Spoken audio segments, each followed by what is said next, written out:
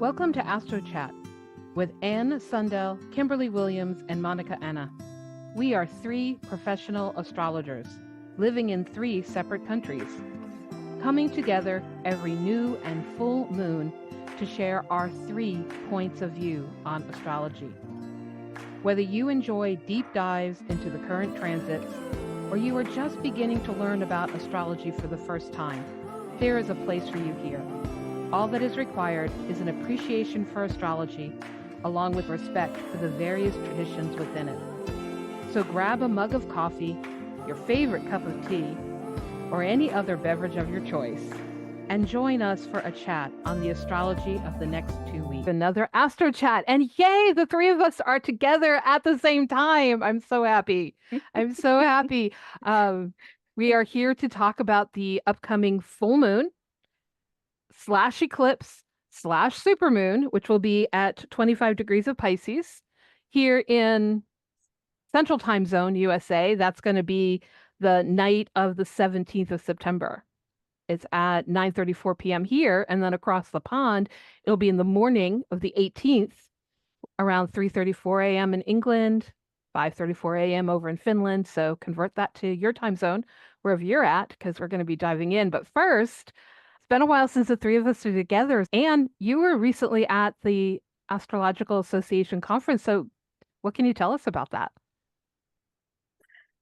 Yeah, it's quite interesting also concerning the cycle, because the first time I was there, 2016, it was the same nodal axis cycle when I had my scholarship from MISPA to go there. And now this time it was as a speaker, which was of course really exciting. And yeah, we need those kind of conferences really so we can meet up in person. Yeah. And me and Monica met there too. So we have 2 little conferences to go to. And you have so many very fabulous speakers, teams, people from all over the world, a lot of US people there and speakers too. So it was really like a feeling of that you're in a place with a lot of astrologers. Everybody speaks your language, so to say.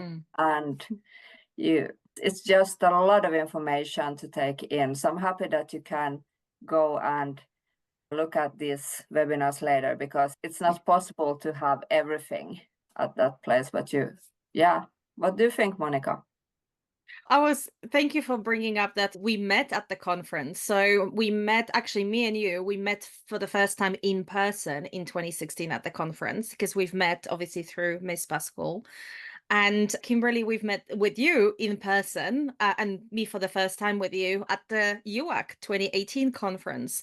And then literally this podcast came from 3 of us living in 3 different countries and just chatting about astrology constantly since we've met, and saying, why not start recording that? So really the idea for the podcast was just to record our chats.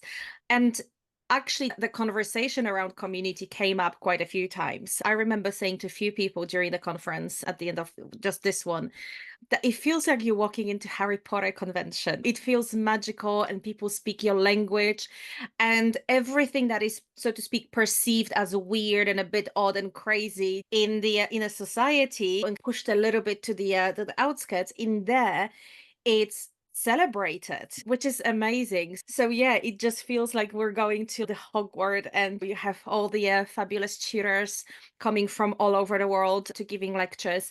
But I think what's interesting is pandemic changed so much for us, from our work life to our conference as well. So we have much more access to online knowledge at the moment. The online schools, online courses, they blossomed over the last few years. And same with conferences. They never used to have that online mode, and they started putting that now, that either all the lectures are actually streamed to people who can't be there in person, or at least some of them, there's an online track. So again, there were quite a few tutors that couldn't be there in person, and yet they were part of the conferences because they did that online track.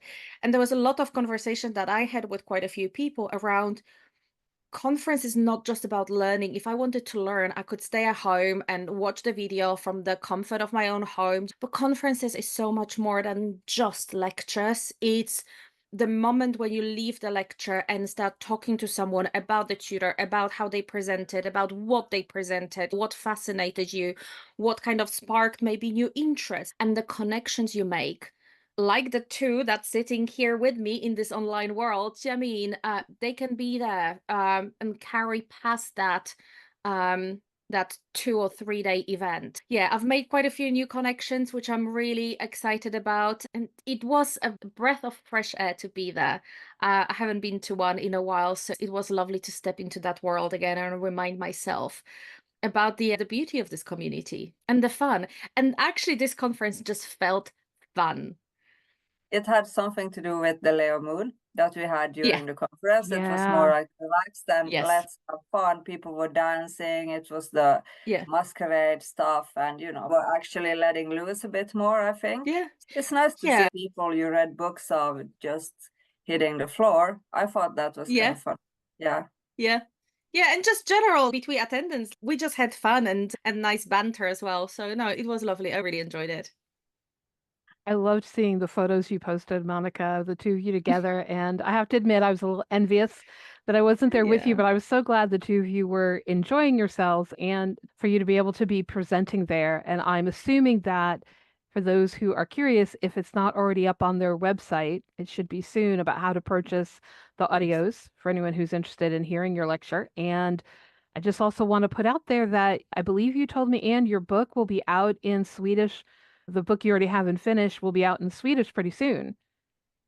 Yeah, actually, after the conference when I was in London, I got some mails and text, and I got to know that the foreword for the book there's an astrologer in Sweden that's doing that, and that's to be ready. So we're moving along there. So yeah, I really look forward to seeing that one in Swedish in print, because that's my own language. It means a lot to me to have a book written in my own language about astrology. That's beautiful. And I can't wait until some point in the future it gets translated into English so that I can enjoy it too. I know that will be coming at some point when the time is right. And Monica, I think your book is now officially on Amazon and being published by a different publisher, and so it's easier for us to get here in the States.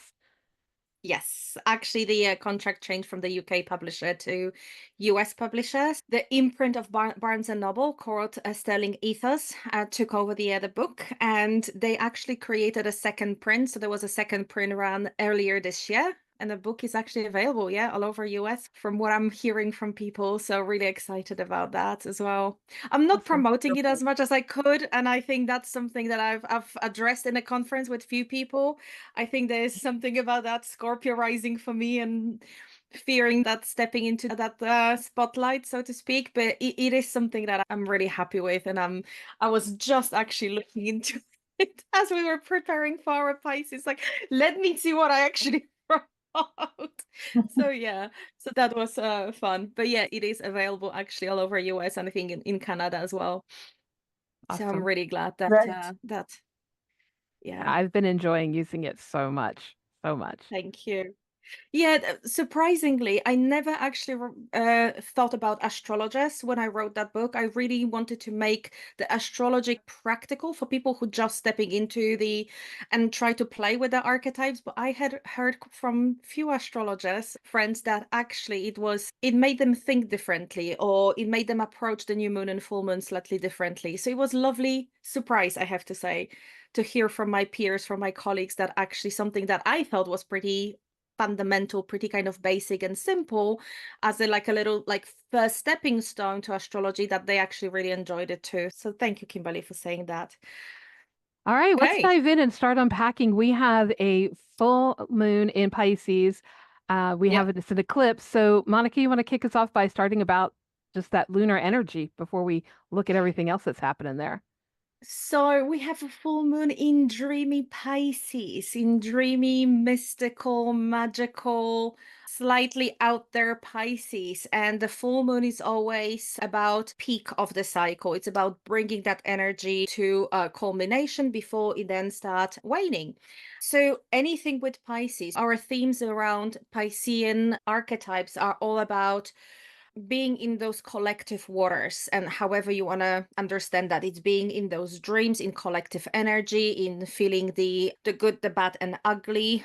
Piscean archetype is very porous for me. It's one of those archetypes that doesn't have very clear boundaries, which very often is the shadow side of Pisces. If you have someone with a very Piscean chart, they tend to absorb like a sponge everything from the environment. They'll walk into a room and they'll absorb if someone is depressed or angry or envious, they will just absorb that. And sometimes they're even unable to discern, which is very much a Virgo opposition to Pisces, Virgo quality, discern what is yours and what is mine, because everything just merges into one. Full moon for me, it's bringing that to culmination. It's asking us the question around what is my mystical self? What is my spiritual life? Jupiter, the traditional ruler, Jupiter rules both Sagittarius and Pisces. So in Sagittarius, it's all about religion and learning the kind of laws. In Pisces, is for me, it's just taking that into the depth of yourself. What is it that I've learned about from the religion that I was brought up, or the one that I currently follow, the spirituality that I follow, that I actually now go deeper into a personal connection? And I think this is also the place where we retreat. In Piscean realm, we retreat either into our dreams, into our illusion, the shadow side, or into a retreat to be with that divine, the ashrams, the hermitages, the places where people retreat to be alone with God, alone with the divine. Those are the very Piscean places. And for me, Pisces energy also is asking this kind of question about what it means to be alone and what it means to be lonely. Because you have the hermits that would be in a cave for 12 years and they would not feel loneliness. And you have people in the middle of busy office, in the middle of a busy city, that feel incredibly alone. Oh, sorry, they feel not alone, but lonely. So this is again that Piscean energy. What is it that you can be completely on your own in a retreat space, or in a cave meditating, or in a hermitage somewhere, and not feel lonely because your world is so deep and so big and so vast, and you have that personal connection to something bigger than yourself? Again, however you want to define that. And what is it that in the middle of a busy life, surrounded by people, you can go into depth of loneliness, into depth of depression? And I use the word specifically because it's Pisces. You go into that depth of despair sometimes with Pisces, because you don't see that connection. So for me, Piscean full moon really shines the light on that. And really, because it's the full moon, it's always, as we say, the sun and moon are in opposition to each other. So the sun at the moment is the sign of Virgo. So again, it's those two luminaries, those two lights in our horoscope speaks to one another, and the Virgo element can help you discern what is me, what is not me. Where do I need to put the boundaries, but also how do I make that vision, that dream, a healthy one, instead of diving into something that can be dissociating. Somebody told me once about the Pisces. I also said that with Neptune as the ruler, and that it's like listening to a radio with all channels at the same time. You can't like choose which one you want to listen to, and you can't make out from all that sound what's the one that you want to aim for. That you have to listen to everything. Like you said about the sponge, you're like draining everything through you, like you're like a swamp is doing. But also I think like Pisces is also a place where we can feel suffering. We feel that we have to give up something. We have to leave something. It's the last sign of the zodiac. So it's something where we have to maybe also choose what's a place where I can give and what's something I have to say goodbye to. So it's really like a powerful sign. Sometimes people maybe feel that Pisces is somehow a weak sign or a too set because of the sensitiveness, but I don't think so. Pisces can swim through all waters.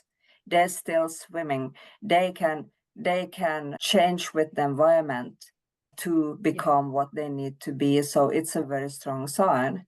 It's Yeah. I like that idea of it's changeable. It's a mutable sign. It can change, it can adapt, right? There's always the two fish swimming together, maybe in slightly different directions, but never far apart, always somewhat tethered to each other. And going back to what Monica said about this being a full moon, Pisces, not just Pisces in general, full moons tend to reveal and they tend to put us into shadow. And so I'm thinking on that more positive side of Pisces. Pisces to me really thrives when I'm in the unseen world, the world of dreams, the world of creating my vision or a vision board, not practical daily physical reality, but more of a spiritual reality or a dream state. So this could be like saying that moment of it's time to reveal the dream. You know, what is the inspiration, the vision that I've been hiding from or has been hiding from me?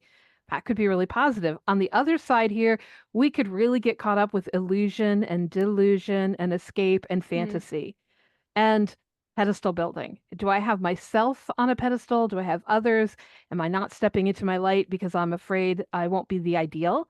You know, we talk about that opposite sign of Virgo getting caught up with perfectionism, but here in Pisces, it's not that far away. We get caught up with idealism.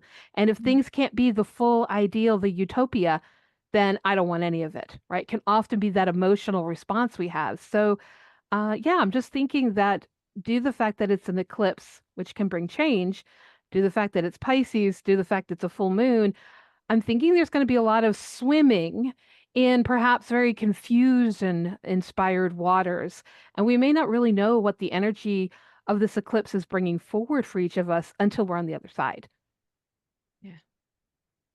I mean, I agree with both of you. And I love, Anne, what you said, that people think about the Piscean sensitivity as a weakness. The people who really change our culture or world were dreamers and visionaries. Like someone coming and saying, I had a dream and I dreamt that you don't have to ride on a horseback, we can have a steam train. Or I had a dream of, I don't know, flying in the space where even a hot balloon was in people's imagination, or people creating a fantasy novels about underworld boats, and now we have submarines. And even on a grander scale, I had a dream and then I changed the face of a nation with my activism. All those things start with a dream and a vision, and we plant the seed at Pisces. I feel like at the new moon in Piscean seeds, when we plant that seed, sometimes we plant that seed in us, but actually it goes deeper into collective. And then we blossom, again, it blossoms through us into the collective. The collective needs a mouthpiece.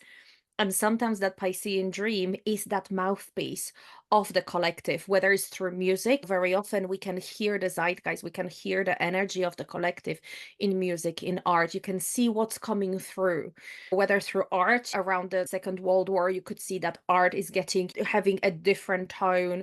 The music at certain point, it carries that voice. We need that Piscean voices. And like you say, a huge strength there. Yeah. I was listening to a talk about the sign of Pisces yesterday, and just to think about the Pisces also, such a giving sign. Looking at the people that had strong Piscean energies in their charts, what they contributed to society in so many different levels, totally different characters, but like that dream and vision, and how you can bring that and give that to the collective. So Yeah, that's so beautiful. And it's often something that a lot of the books tend to not mention, right? We tend to overlook that, but it is a beautiful gift that Pisces energy can bring. Yeah. So what about the fact that this is an eclipse in Pisces? Thoughts? I recently been sending a lot of memes to my friend from work, and most of them are like, when people ask you, how is it going? And you say, oh, I'm just going with the flow. And then you're sending the picture of the flow, and it's one of those kayaks and like whitewater rafting going under, and like the waves is taking it, and you can't even go forward. And that's the flow. It just feels like eclipse is very much Pisces. When we talk about Pisces, we talk about this gentle kind of just go with the flow. Piscean waters are so attuned to that movement of the moon, the tide rising and the tide going and the tide rising, and you can't stop that. It's like Nile flooded and then retreated, and you have that that gentleness around that. It can be, obviously, everything with nature, it can be very destructive, but it's a rhythm to it. I feel like when an eclipse comes in, it throws any rhythm on its kind of into the chaos. And with every eclipse, the idea is that, like I said earlier on, you have those luminaries, you have the two lights in your horoscope, the sun and the moon. The eclipse comes in and takes away the light. And what do you do in darkness? Like if you truly have been in like proper darkness, you need to stop. You need to stop and listen. If very often people say, oh, I've walked in darkness, not in full darkness. If you've walked even somewhere in a forest, but there was a moon or there were stars or something, or the light of the nearby city, you can still see the shapes. But when it's really dark, you like proper darkness, when the light has been taken away, you don't have a choice. You need to stop and listen. Otherwise, you can trip over. And I always say that for me, eclipses are those moments, those kind of holes in the universe when you need to stop and listen to what universe tells you. New moon, full moon, great for manifestation, putting seeds, celebrating. These are those moments when just sit and listen and tune into that radio. And actually, Anna, what you say, that Piscean have all the radios switched on, sometimes that can actually help you really go within, because it becomes a white noise. I used to live in London, and people ask me how I used to meditate on a tube, on the underground. I'm like, easily, everything becomes white noise. So you literally just tune in. You don't have to go to a retreat somewhere, to a ashram in India to experience that. You can be on the London underground and go to that space, because it becomes that white noise. And for me, the eclipse is the light's been taken away. There is the hole in the universe, in the fabric of the universe, that you can just put the ear and listen. And those are usually the crossroad in your life, that if you allow universe to speak to you, it will tell you how to adjust your pathways. Oh. Very poetic. I think I'm not usually like that. I'm very practical, but I think the Piscean energy speaks through me. Which is also Pisces, right? It's that receiving imbos, receiving divine inspiration, poetry, and that kind of thing. Yeah. And what are your thoughts about the eclipse? I like that about going into darkness. I think eclipses are also tests to see if we can actually go with the flow when it's really interrupted, or we have to adjust our plans like suddenly. But just in the darkness, when everything goes totally dark, you have to trust. You have to trust something, and you have to go with your senses, and you have to trust. And I think that's also with Pisces, to actually be able to trust guidance. Something that's outside yourself that can help you through when it gets messy. So that's maybe another test I think about with that sign. Yeah. But eclipses, it's a wild card. It can be very good things. It can be disturbing things sometimes, but it's always a bit tricky. And I think it's very individual also, depending on the cycle, like to check out what's the cycle of this eclipse. When was the last eclipse? How can I connect that to my life? Then you can see, and with astrology, of course, because we can go back in time. So we can check things afterwards. Then we can learn how this has been present in my life before. It's never exactly the same thing, but it can still give some themes or some ideas about what's important. Yeah, and talking about those cycles, if we go back to 1998, then later in 2006 and 2007, we were having Pisces Virgo eclipses. And then more recently in 2015 and 2016. And in fact, we were talking right before we hopped on here. And so it was in March of 2015 and September of 2016 that we had eclipses at 29 and 24 degrees of Pisces. So almost like really close to this one. So any of those periods could be cycles that we feel we're repeating. For me, eclipses are so much about change. Something in my life has to change, and it's not going to change overnight. So I have a series. I have a year and a half of eclipses. I keep coming back, and I'm slowly making those changes. That eclipse cycle is about. And I find that the lunar eclipses, even though this is a partial lunar, they tend to be much more emotional. No, the solar eclipses, I'm excited. I'm now releasing something and I'm ready to step in or to begin, or my conscious mind is on board. Lunar eclipses, it's a lot more about my emotions. What do I need to release that I've been holding on to? What do I need to see that has been unseen, that has been in the dark? What do I need to maybe end that I have so that something can begin? I just find that the energy of a lunar eclipse feels very deep. It's more of our reptilian brainstem. It's more of what's in our bones. It's more of that, what scares me in the dark kind of thing that I need to face and work with. And so I find that if you mix that with this Pisces energy of confusion and the unknown, and I just need to swim with it. And as the Buddhists sometimes say, I need to sit with it until I no longer need to sit with it, and whatever that looks like. Yeah, it's a little off-putting. And then it's also, Monica, weren't you saying it's also a supermoon on top of everything else? So Yeah. it's a trifecta here. We will feel it. Yeah.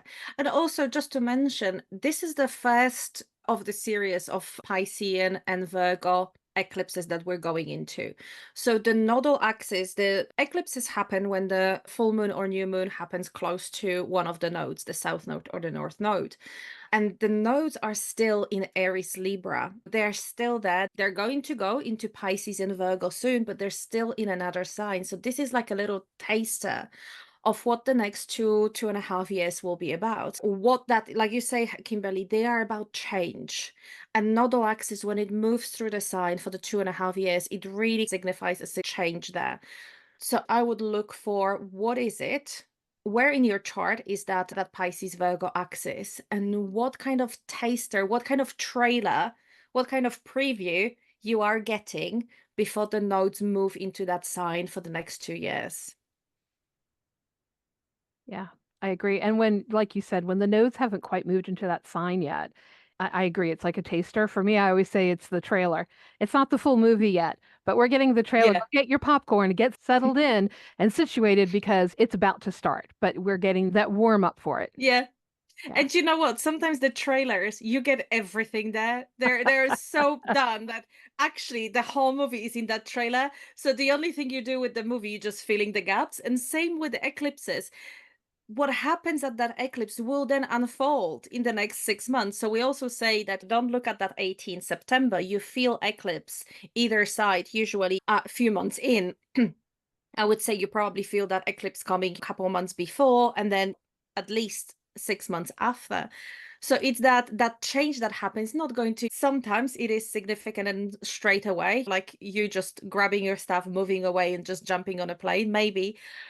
But very often is that seed that's planted, seed of change, like you say, and then that will unfold. Before we continue on this vein and start looking at the aspects, maybe now's a good time to back up for a second and talk about the Sabian symbol.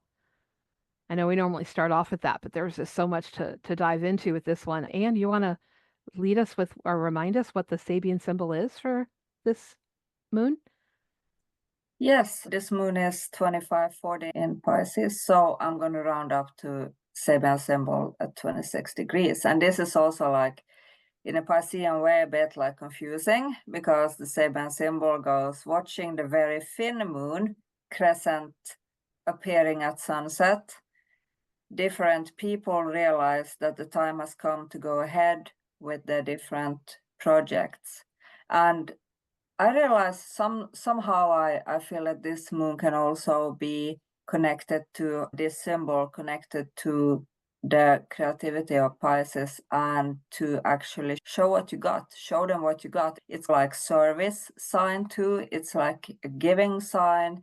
And have you actually started those projects, those ideas, those talents you have, maybe hidden ones, those abilities you have you shared them with the world yet? Or is there something that you should do with that? But it's also a bit confusing. How Yeah. appropriate. Yeah. What do you make of that, Kimberly?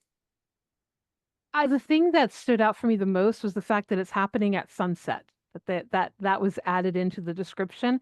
And I keep thinking, isn't that interesting? Because is sunset the end of my day or is sunset the beginning of my night? And if I think about it as the beginning of my night, this is really, as Anne was saying, it's about tapping into some of that Neptunian visionary gift and bringing it and giving it to the world, like showing what you have, bringing your gifts forward and trusting.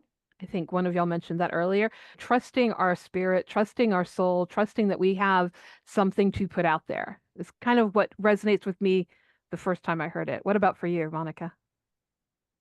I think I was thinking that it's people actually knowing that they need to put the energy into the projects and potentially separate as well. And made me think that this is obviously 26 Pisces. We have this eclipse, but the nodes are still in that Libra Aries axis. So there's still that kind of element that of that eclipse. What is me and my path, and what is it that I share with the other Libra? What is my vision, Piscean? What is my dream, my vision? What do I want to build? What do I want to put my energy into? What's the project that I want to bring to? And with Virgonian energy actually manifest, right? And what is it that I actually need to collaborate? Because sometimes the projects that we want to do, the dreams that we have, we need to say goodbye to some people. We outgrown some of the relationships. We've outgrown some of the partnerships. And as difficult as it is sometimes to let go of that, I think eclipses are also good moments to shift our gears and switch to something new. And it feels like that Piscean eclipse is just asking you, what is that dream that you have? How do you want to put that full moon energy into that dream? But what is the with that new beginning, what is the energy that you need to let go of? And Pisces is the that womb before the birth, the kind of the beginning and the ending, the alpha and omega kind of space. It's that chaotic space from which everything emerges, right? Even in mythology, those Piscean waters before the whole universe in a lot of mythologies comes to being. So it feels like very much beginnings and endings. And I don't want to say that it's negative, because not every ending is negative. You need to finish university to start work. Sometimes you need to finish your, I don't know, corporate work to set up your own business. So sometimes those endings are healthy. And I think again we're looking into Virgo to balance that. I love that astrology puts those pairs to balance those energy beautifully, because too much of any of the archetypes gets us into shadow. When they're balanced beautifully, that's when they're at their best and more expansive and best selves, if that makes sense. So the Virgo element, if we can hold on to that, will help us find those right boundaries and find what is it that I want to let go of and clean and cleanse and detoxify from my life. Maybe it's just the bad habit that you need to let go of so you can fully step into your healthy, well self. Yeah. I feel that Pisces and Virgo are also really karmic signs, both of them. And we're working through a lot of karmic depths with them, or challenges. And one challenge can actually be the things we don't do. We think about karma a lot, like you did the wrong thing, you make a wrong turn. But it's also a lot about what you did not do at all, what you did not develop, the gift you left undone, or the thoughts you had that never proceeded. So that's thought about it when AA conference, I listened to this death charts by Maurice Fernandez, and where we were looking at what people leave behind in the death chart, what were undone in this life, like continuation of themes that maybe were left behind. So this is also something that I associate a lot with, and we need the Virgo activity practice of the things to balance.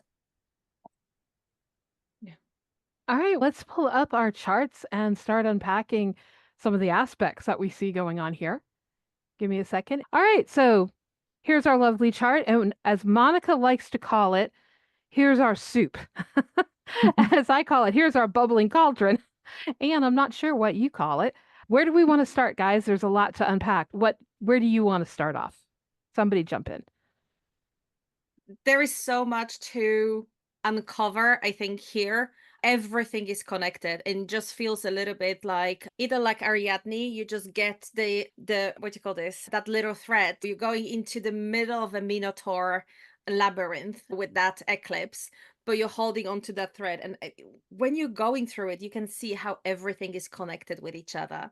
I don't think we will cover all of the aspects in this episode, but we have, for me, the one thing that I wanted to start with, both the ancient ruler, the traditional ruler of this eclipse, Jupiter, and the modern ruler, Neptune, are both connected. So we have both of the rulers, both of the planets that rule the Piscean sign, or co-rule, or one pushing the other away, depending on your outlook, they're both speaking to that eclipse. So again, there's this element that this Piscean eclipse will be bigger than we might expect, because Jupiter will enhance it and Neptune will bring again the depth of it. So whatever we would think about the full moon or the eclipse, it will be bigger. It's like you say in America, bigger and better. Not sure if it's better. I'm hoping with that Jupiter might be better, but it's going to expand. So that's one thing for me. The second thing is, Kimberly, you mentioned that as a first aspect when we were chatting before, is that grand trine between Pluto at 29 of Capricorn, Uranus at 27 of Taurus, and Sun at 25 of Virgo. So we have a grand trine in Earth at the time of eclipse. And it feels, to me, it feels a little bit sinister. It feels the light of the sky is disappearing, and here is the god of underworld, Pluto, unexpectedly, Uranus coming up to catch up with us. What are those energy going to bring? It's the grand trine is in Earth, so for me it's very much about our stability, around our resources, around our maybe food production, anything to do with Earth. I think the what might be interesting at that full moon, eclipse, supermoon is to look at what's happening with earthquake and volcanoes, because the whole full moon pull is strong. But at the same time, we have that god of unexpected and god of lightning and god of underworld coming together to catch up. So it would be interesting to see, just in general in the world, in the news, what's happening around and what kind of flavor is that bringing to the eclipse. But it feels, again, in one of the episodes, we were talking about those powers that be that had this conversation behind closed doors. At the moment, it feels like the powers that be are making plans, very concrete, earthly plans that will be unexpected. And it happens, again, without the light being shined on it. So I would expect that whatever happens around this eclipse might come up again with that eclipse degree will be then maybe triggered by Saturn transit or any other transit. So I would be looking into the future to see when that 25 degrees of Pisces will be triggered by a transit, because it feels like there's this grand trine of power, Pluto in Capricorn, of power, of unexpected events that's happening without, like I said, light being shined on it. I don't want to say that, and I do want to say that Uranus very often is linked with trauma, with that place in your chart, in natal chart, when you froze, like the freeze of the moment of that trauma. So whether it was when something happened to you at 2 or at 12 and you freeze, and that part of soul just split a little bit and froze in that moment. And every time something happens and re-traumatizes you, you go back to emotionally being that age, so to speak. And Uranus in transit or in countries, like on a mundane level, again talks about that trauma experience by nations. So I wonder if there's something going on that we don't see, that we might hear about later. And I will leave it at that here. Yeah. That seems really interesting. I'm looking at that in connection with that Mars in Cancer squaring the nodes. We have quite a lot of water here right now. We have water, it's subjective. It's also somehow hard to know what's real here, but still we have the Mars that's going to be a long time in Cancer, spend a lot of time there, and also the kind of protection from that, or the protectiveness, the defense, maybe defending what's mine, what's my roots, what's my family, maybe a bit overreacting in that area of life. With then that Pisces maybe not being Neptune retrograding close to that moon, not seeing the real picture always. So there might be some kind of really strong emotional vibes there. And then if we throw in some asteroids, we have asteroid Ceres in Capricorn up here, making a cross with that Mars and nodal axis. And for me, when you've got a grand cross, the only way of working that energy is to find ways that incorporate all 4 points of the energy simultaneously. In other words, maybe that North Node in Aries is really pushing me now. We've been dealing with it for some time, and now the push is happening where I need to make it about me. But how about I make it about me and I find the people in my life, South Node and Libra, who help support me, making it about me. And maybe I'm making it about me by taking actions either at home or from home, home-based office, those kind of things, Mars and Cancer. And I'm nurturing my goals, the aspirations I have, Ceres in Capricorn. Like, it has to be that the actions incorporate an Aries, Libra, Capricorn, Cancer flavor together. And that can be really hard to do when we're having periods of stress, or as we've already mentioned, this is probably going to be a period of a lot of confusion, or nebulousness, or not really sure. And I get the sense that there's the I don't know what to do. I don't know which road to take. I don't know which action to do. And if Mars is in Cancer, the sign that is its fall, there can be a tendency to want to just pull back. Mars in Cancer to me is the epitome of I want to build a couch fortress.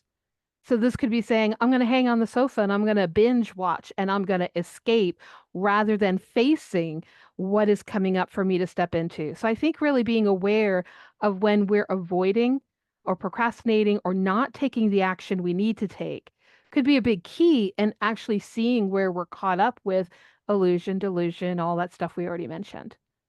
Yeah, there is something about that, again, that Mars in Cancer squaring the nodes. So Mars in Cancer, I think I've heard so many astrologers say that before, and I always refer to that as well as that mama bear, papa bear energy. There is no more if you're looking at animal kingdom, the most dangerous will be the mother that protects its cub, like her cubs, right? The two males will fight, yes, sometimes to the death. Sometimes the other one will go, do you know what? Not worth the territory. The girls are not worth it. I'll walk away. The mother who protects her cubs will fight till the end, right? And that is a little bit Mars Cancer energy. It's that you fight for something that is so important to you, that is so at the core of what you believe in, that you will go to the nth degree to protect it. Whether you're a soldier and protecting your country, whether you're protecting your business, whether you're protecting your family or whatever else, this is that energy that I will fight for that, for those roots, for that home, whatever you call it. And that Mars and that energy is squaring the nodal axis. So it's squaring the North Node in Aries and South Node in Libra. So we've been dealing with, for the last 2 years, we've been dealing with that question around me, myself, and I versus the other. And this is very much playing in our personal life, in our natal chart. It also plays on a global scale. What is it me and my rights and what I deserve and what I want and what I think is right for me? And what is it that I need to compromise and I need to mediate and I need to be diplomatic about? Because maybe the other, however, again, you decide the other, maybe it's your partner, maybe it's another nation that you're negotiating with. What is it that they need? And that axis has been playing a lot in the last two years. Given that we have Chiron our wound in Aries, that kind of personal wounding has been highlighted in the last few years. And that idea of me being a victim and going into the victim mode, there is a difference between being a victim and fighting for your right to survive, for your right to justice, and so on. And there is a difference between using that as a weapon as well. It's in a Martian sign. Very often you will see that people use the victim mode, victimhood, as a weapon. You can't say anything to me because I'm the victim. And there is no meaningful conversation there. There is no reconciliation there. There is no pathway to reconciliation, because if you're locking yourself in that victimhood mode, there is no Libra that can get you out of that. Interestingly enough, again, at the eclipse sign, at the time of this eclipse, the Mars is squaring that nodal axis, and Mars rules the Aries. Venus rules that Libra and South Node in Libra, and she's in opposition to that Chiron. So there is something again adding here to the relationship and the values that we hold with the relationship, and the depth of hurt that goes beyond that.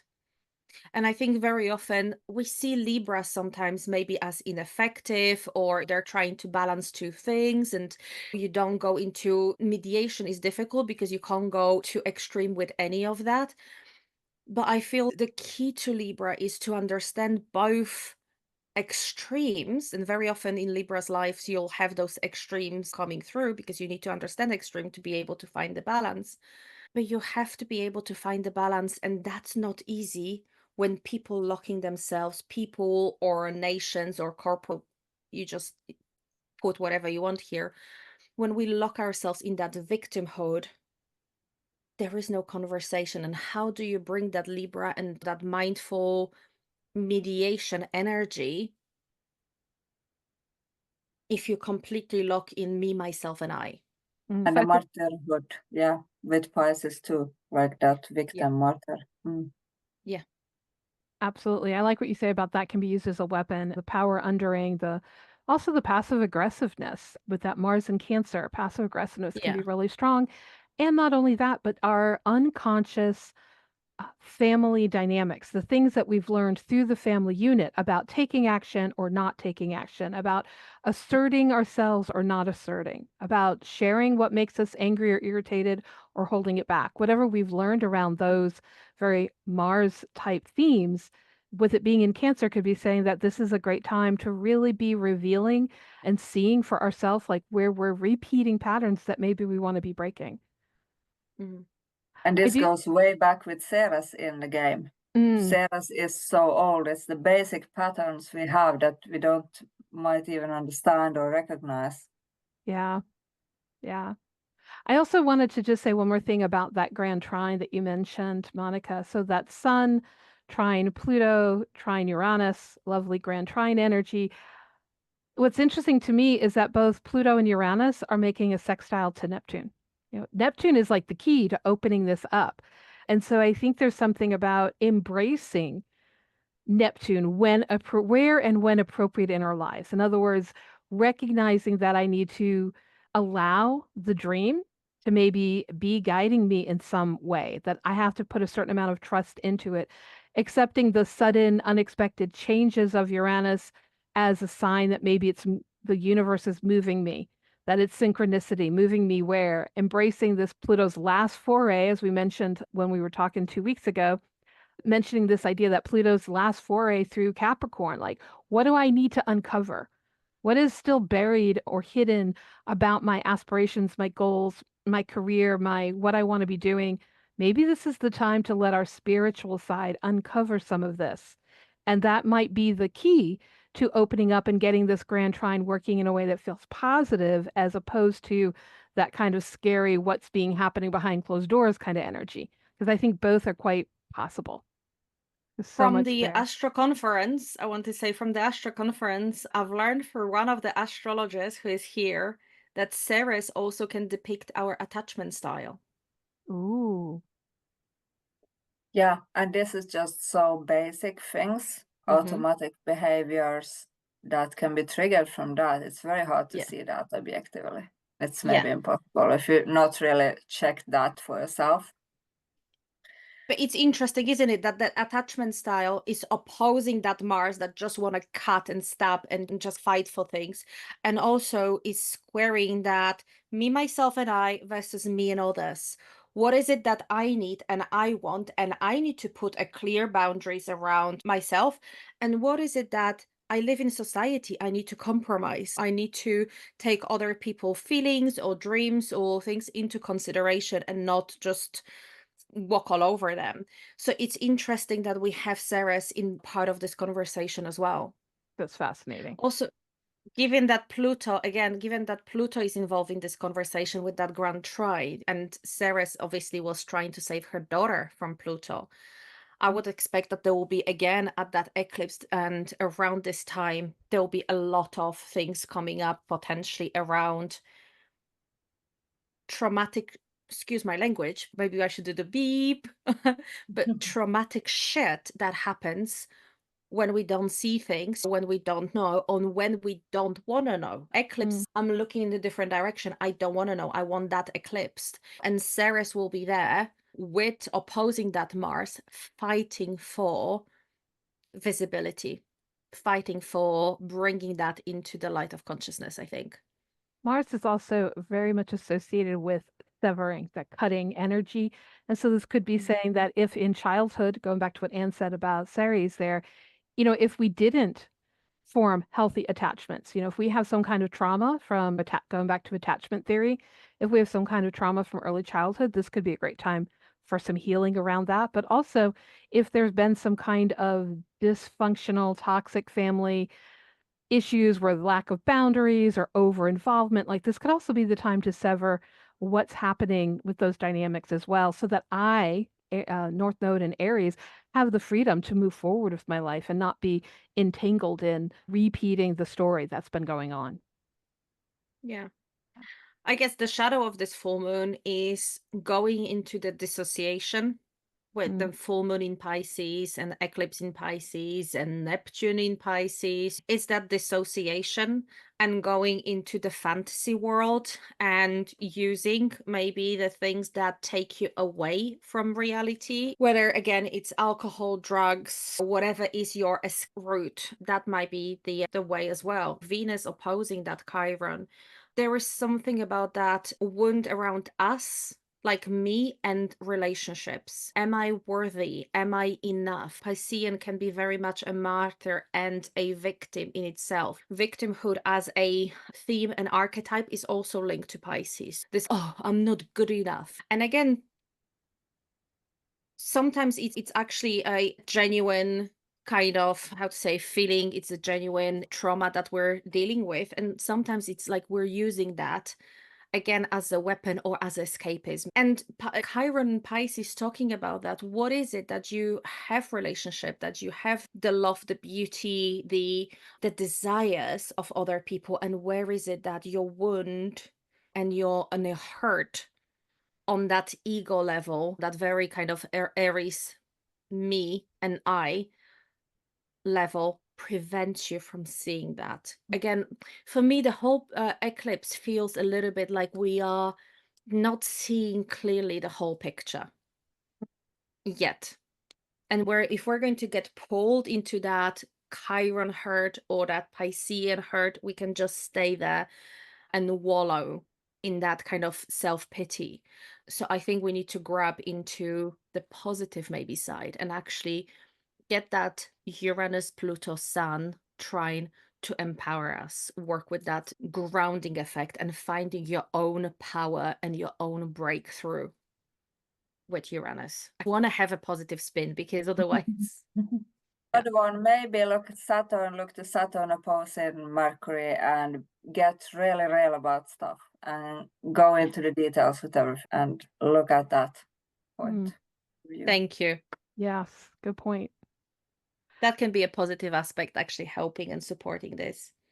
Yeah, defining and clarifying what are the steps to get where we want to be. All right, so it's a lot. It is a lot to take in. It's a lot to talk about. Do we want to go into some tips and tricks as we wrap up our hour? I think I could talk about tips and tricks for another hour. But there's something that I actually noted earlier when we were just opening up, and I think I'm going to go back to that.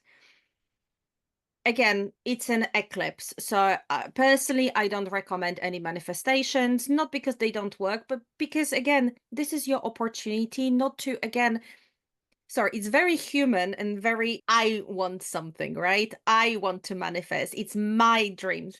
But actually, the eclipses for me are opportunity to listen to the flow of the universe. Is it something that universe wants to tell me? Where is my gift? Maybe that's like Anna says, maybe you want to listen to where is your gift, and universe can actually give you a little hint at the time of eclipse. But one thing that I've noted earlier is there is a question around this eclipse that comes up. Who do you trust? Really fully trust? And as my sports massage slash philosopher tells me, the trust in people, the trust in material things, the trust in this world can be destroyed, can be, you can find out it's the illusion. You might have trusted your best friend and they betrayed you. You might have trusted your company, they sacked you, whatever it is, right? So what is it? Again, that Neptune and Jupiter, bigger question. Where and how do you trust in something bigger than yourself? And how much do you trust it? Because I think that's also the key to healing that Chiron in Aries. If you really trust and have that relation with Pisces, going back to this polarity alone versus lonely, if you can be alone and not feel lonely because you have connection to something that's bigger than you, you can start healing that Chiron as well. If you, on the other spectrum, when you just feel lonely, then it feels like something's missing. So I would suggest to, at that full moon, to really look at what and who do I fully trust, like with my whole being. I want to go more to the physical side of this. I think that full moons can be impacting health. And I think it's important to be really careful with, for example, medicines, drugs, alcohol, or escapism in negative ways, because it might be affecting physically stronger than you think. And also maybe to find healthy ways of escapism. It might feel that you really need to go away from this reality for a while through music, through drawing, through meditation, through things that are lighter but not putting you in danger. It's important when we enter eclipse season that we are wary of physical signs too, because this is the eclipse. It's going to be 2 weeks until the next eclipse, and those weeks can be a bit like more sensitive for the body. So it's good to recharge and take it easy. Also, with if there's a lot of roads decisions, maybe you don't have to make that decision right then in that mode or in that, just sleep on it or give it some time, a few days, until you have more, you get a different view of things. But the health is good to check and to rest enough when eclipse season is starting.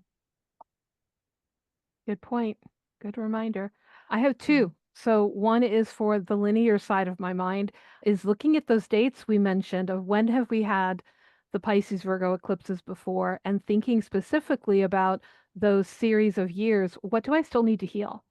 What happened during those times that perhaps now it's coming, the emotions are coming up for the healing or the release? And then the second one is more the unconscious side of the mind. This, I think, is a great time to do some dream work. Get a dream journal, maybe give yourself questions before you go to bed, tell yourself you're going to remember your dreams, however you want to work with the actual art of dreaming, and use your dreams as a form of divination. What information is coming to you from that unconscious space that's harder for me to get to from my logical mind? All right, it's a lot to think about, so I hope people will post in the comments their thoughts and which of these themes are you feeling as we get closer and closer to this eclipse. And on the other side, we'll be back in 2 weeks to talk about the next lunation and maybe do a brief recap of what we all experienced as we got through this eclipse window. Have a good one. Thank you. Thank you for joining us in this week's Astro Chat. We hope that you enjoyed the discussion and would love to hear about anything that resonated with you. Keep the conversation going by posting shareable content on our Instagram, Facebook, or YouTube pages. You can also email us at astrochatpodcast@gmail.com. AstroChat is uploaded every 2 weeks on the Saturday before each new and full moon. Look for us on your favorite podcast platform as well as on YouTube. You can support AstroChat and receive exclusive content by donating on our Patreon page. We look forward to chatting with you all again at the next lunation of the moon.